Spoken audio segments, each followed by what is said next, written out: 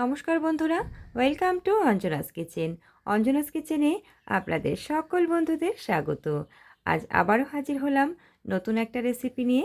আজ আমি তৈরি করব ওটসের একটা হেলদি ব্রেকফাস্ট রেসিপি নিয়ে। এটা ছোট থেকে বড় সকলেই খেতে ভীষণ ভালোবাসবে, আর খুব চটজলদি এই রেসিপিটি তৈরি করা যায়। ভিডিওটি শেষ পর্যন্ত দেখবার জন্য আপনাদের কাছে আমার অনুরোধ রইল। শুরু করছি আমার আজকের এই রেসিপিটি। এর জন্যে সবার প্রথমে একটা পাত্র নিয়ে নিয়েছি। সেই পাত্রের মধ্যে আমি 1 কাপ মতন ওটস চায়ের কাপে মেপে পাত্রর মধ্যে দিয়ে দিলাম। এবারে আমি এর মধ্যে দিয়ে দেব কিছু ভেজিটেবল। এর মধ্যে দিচ্ছি 3টে পেঁয়াজ কুচি করে রেখেছিলাম সেইগুলো, আর দিলাম 2টো টমেটো কুচি, আর তার সাথে দিয়ে দিলাম 4টে কাঁচা লঙ্কা কুচি। এবারে এর মধ্যে দিয়ে দেব 2টো ডিম। ডিমগুলো আমি আগে থেকে ফাটিয়ে রেখেছিলাম, সেই ডিমগুলো একসাথে করে আমি দিয়ে দিলাম। এবারে দিচ্ছি অল্প পরিমাণে লবণ। লবণটা দিয়ে এখন খুব ভালো করে নাড়াচাড়া করে সব কিছু একসাথে মিশিয়ে নিতে হবে। দেখুন, খুব ভালো করে আমি নাড়াচাড়া করে মিশিয়ে নিয়েছি। এবারে সামান্য জল আমি দিয়ে দিলাম। একদম শুকনো শুকনো হয়ে যাবে, নয়তো আপনারা চাইলে ওটসটা আগে থেকে ভিজিয়ে নিতে পারেন। আমি আগে থেকে ভেজালাম না, একবারে সব কিছু দিয়ে তারপরে সামান্য জল দিয়ে একবারে মিশিয়ে নিলাম।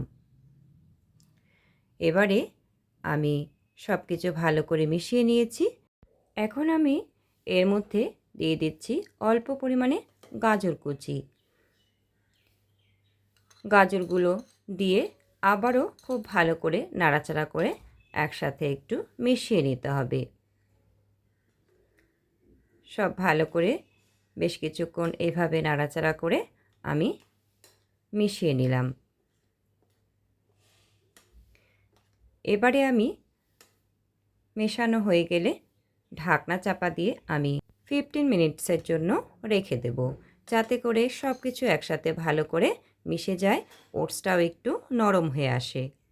বন্ধুরা, আপনারা চাইলে এর মধ্যে আরও বিভিন্ন রকম সবজি দিতে পারেন। দেখুন, সব কিছু ভালো করে এবার মিশিয়ে নিয়েছি।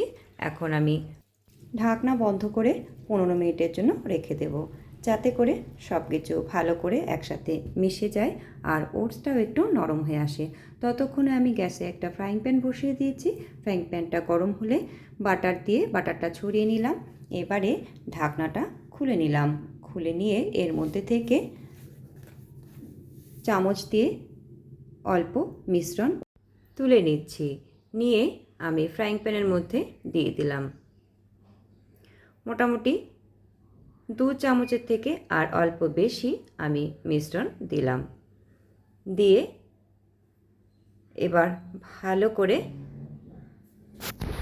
নাড়াচাড়া করে একদম এইভাবে একটু চেপে চেপে গোল করে দিচ্ছি। দেখুন, এইভাবে একটু সুন্দর করে গোল করে দিতে হবে। গ্যাসের ফ্লেমটা কিন্তু অবশ্যই এই সময় আমি একদম কম করে রাখবো, নইলে নিচ দিকটা হয়ে যাবে ঠিকই, কিন্তু ভেতর দিকটা কাঁচা কাঁচা রয়ে যাবে। তাই আমি গ্যাসের ফ্লেমটা একদম কম করে দিয়ে আমি একটু সময় হাতে নিয়ে এই রেসিপিটা বানিয়ে নেব। দেখুন, খুব সুন্দরভাবে আমি একটু চারপাশটা সুন্দর করে গোল করে দিলাম। এখন আমি এর মধ্যে ওপরে একটা ঢাকনা দিয়ে দেব। ঢাকনা দিয়ে মোটামুটি গ্যাসের ফ্লেম একদম কম করে দিয়ে 2 মিনিটের মতন রেখে দেব, যাতে করে ভেতরে সমস্ত সবজিগুলো একটু সেদ্ধ হয়ে যায় ভালো করে। ফিরে আসছি 2 মিনিট পর। বন্ধুরা, দেখুন, 2 মিনিট পর আমি আবারও ফিরে এলাম। ঢাকনাটা এবারে খুলে দিয়েছি। এখন আমি আস্তে আস্তে করে আমি অন্য পিঠটা উল্টে দেব। দেখুন এই পাশটা খুব সুন্দরভাবে আমাদের কুক করা হয়ে গেছে। খুব সুন্দর একটা কালার তৈরি হয়ে গেছে। এবারে এইরকমভাবে আরও অপর পাশটা আমি উল্টে দিলাম। এইভাবে দুবার মতন আমি উল্টে দিয়ে নামিয়ে নেব। দেখুন একটা তৈরি হয়ে গেল। এবারে আমি অন্য একটা প্লেটের মধ্যে তুলে নিলাম। একই পদ্ধতিতে আমি বাকিগুলো তৈরি করে নিলাম।